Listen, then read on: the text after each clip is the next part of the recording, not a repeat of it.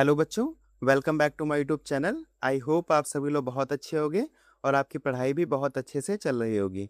तो last video में हमने जाना था कि अलंकार का अर्थ क्या होता है, अलंकार की डेफिनेशन क्या होती है। अगर आपने वीडियो नहीं देखी है तो वीडियो को ज़रूर देखें जाके, ठीक है। इसके साथ हमने जाना था अलंकार के भाग कितने होते हैं, आरोही वर्ण किसे कहते हैं, अवरोही वर्ण किसे कहते हैं, ठीक है। और हमने अलंकार के कुछ एग्जाम्पल के बारे में चर्चा की थी और जाना था कि अलंकार कैसे बनते हैं।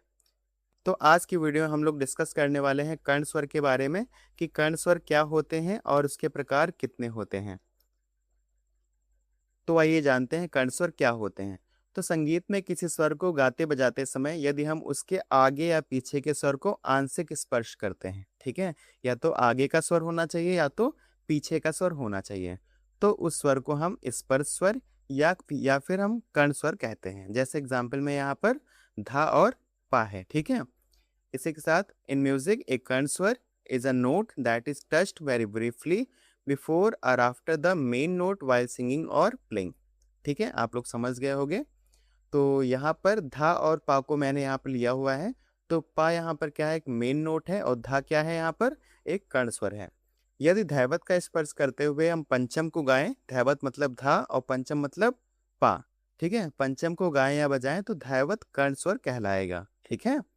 If we sing or play the note pancham pa while giving a slight touch to dhaivat, then dhaivat is called the karn स्वर।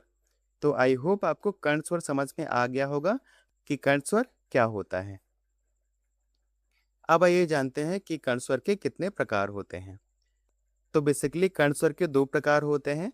देर are two types of karn swar. First is purn lagan karn and second is anulagan karn, ठीक है। इंग्लिश में भी same बोलते हैं, पूर्ण लगन कर्ण, second is anulagan कर्ण। अब आइए जान लेते हैं कि पूर्ण लगन कर्ण होता क्या है। पूर्ण लगन कर्ण का प्रयोग मूल स्वर से पहले किया जाता है, अतः कर्ण स्वर को मूल स्वर के बाईं ओर लिखा जाता है। आप यहाँ पर देख सकते हैं मूल स्वर मतलब मेन नोट। मेन नोट हमारा क्या है, यहाँ पर पा है, और जो कर्ण स्वर है इसके जस्ट बाईं ओर लिखा हुआ है। सेम इंग्लिश में भी a purn lagan karn is rendered before the main note, therefore in notation the karn swar is written to the left of the main note। I hope आपको पूर्ण लगन कर्ण समझ में आ गया होगा। अब आइए चलते हैं अनुलगन कर्ण पर। अनुलगन कर्ण का प्रयोग मूल स्वर के बाद किया जाता है, अतः कर्ण स्वर को मूल स्वर के दाईं ओर लिखा जाता है। यहाँ पर जो पा है एक मूल स्वर है, मेन नोट है, उसके जस्ट दाईं ओर क्या लिखा हुआ है, धा लिखा हुआ है, ठीक है। तो धा यहाँ पर क्या हो गया, अनुलगन कर्ण हो गया, ठीक है। और यहाँ पर माँ क्या हुआ, ये हुआ पूर्ण लगन कर्ण। तो आई होप आपको अनुलगन कर्ण और पूर्ण लगन कर्ण समझ में आ गया होगा। सेम इंग्लिश में भी है, ए अनुलगन कर्ण is rendered after the main note, therefore in notation the kern is written to the right of the main note। Example पा एंड धा। आई होप आपको कर्ण स्वर समझ में आ गया होगा। तो मिलते हैं नेक्स्ट टॉपिक पर, तब तक के लिए जय हिंद जय भारत।